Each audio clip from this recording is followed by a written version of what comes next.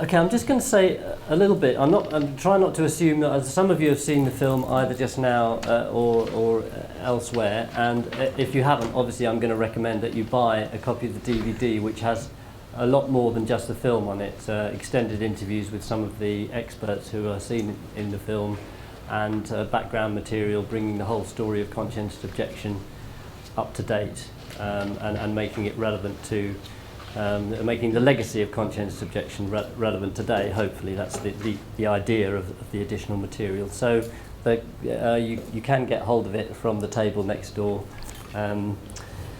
even after I've gone, which sadly I have to go a bit early. I'll say a little bit about the story of how the film came to be made, and some of the kind of threads that have led me to be involved in making it, and also some of the kind of threads that I've picked up and sort of frustratingly wanted to go further with and would still like to go further with, having done the research for the film. The idea, I really must say how much in awe I am of the work that's been done by the Haringey group that we heard this morning, by the way, and I feel inspired that we must somehow do more of that kind of work with our own COs, on our own COs in Watford. The idea of making the film of Watford's Quiet Heroes originated in October 2012, when David Cameron announced that in addition to central government funding for major projects marking the centenary of World War I, funding would be provided through the Heritage Lottery Fund for local community heritage projects.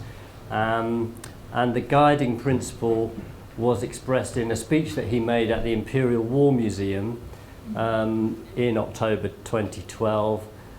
The Imperial War Museum was going to be included, it was going to get £15 million towards a refurbishment as part of those plans. David Cameron said, "Our duty towards these commemorations is clear, to honour those who served." Now, grants to groups that perhaps had a different perspective were not in any way precluded, and Quakers were not the only ones who wanted to remember those who had resisted the war.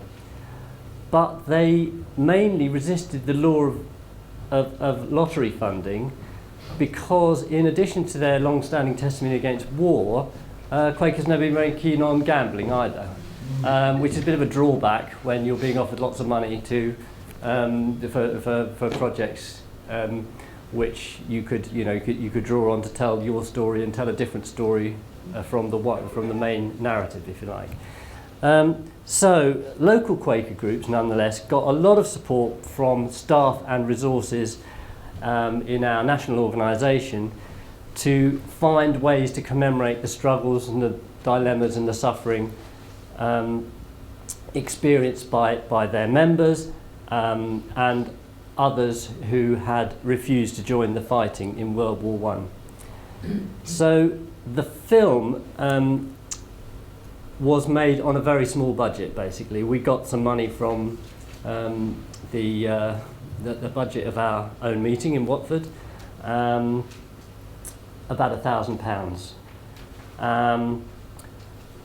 It was made almost entirely by members of our meeting and Quakers from other meetings in Hertfordshire and the Luton and Leighton area, which is the name of a sort of regional grouping of Quaker meetings that Watford belongs to. Luckily for us, the greatest resource that we had in our meeting was a retired filmmaker called Chris Pettit.